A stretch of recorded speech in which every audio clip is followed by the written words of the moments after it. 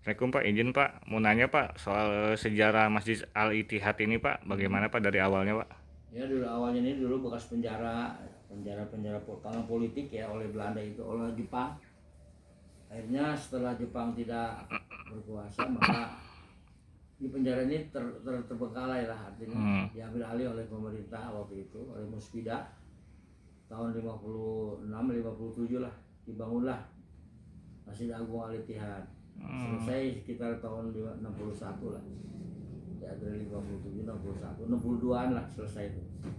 Waktu itu bupatinya masih Amin Abdullah. Kemudian dilanjutkan dengan Bupati Muhdi. Nah waktu itu Pak Muhdi itulah yang meresmikan masjid ini, sehingga disebut Masjid Agung Al-Ittihad Persatuan.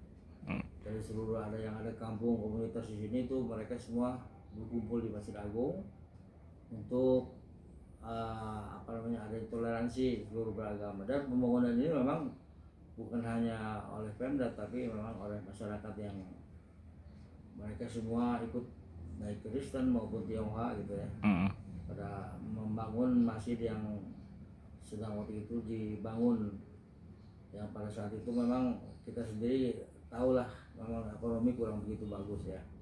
Nah akhirnya jadilah Masjid Al-Ittihad, disebut Al-Ittihad. Sepanjang sejarah dimulai ini semua mereka orang-orang yang dari Pemda itu kan semua sholatnya di sini, pengurusan oleh seluruh orang-orang Pemda. Belum ada kota. Nah ketika tahun 83 kalau nggak salah, 93 ya. Nggak, 83 kabupaten dulu bisa ya. Iya bisa. Itu kabupaten pindah ke Tiga Raksa, maka di sana dibangun Masjid Al-Amjad. Nah, terus sepanjang itu 94 atau 90 berapa ya, itu ada pemekaran wilayah 92 ya. 92 itu ya, ada wali kota administratif Tangerang.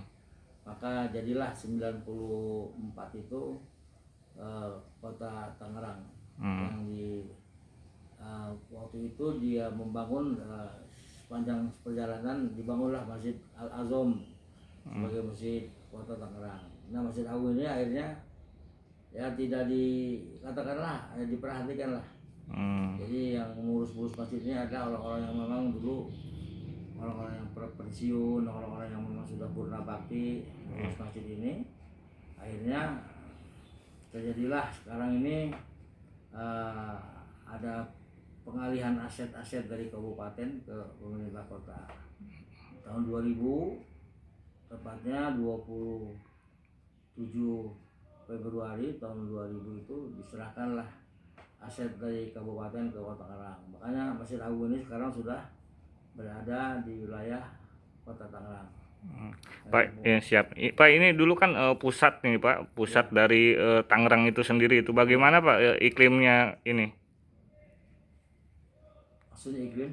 Dari misalnya iklim misalnya ini kemasyarakatan gitu kan ada misalnya Tionghoa juga, ada misalnya non Muslim. Sepengetahuan yang saya tahu ya, kita dulu kondisi saja agama-agama yang ada ini membantu mereka.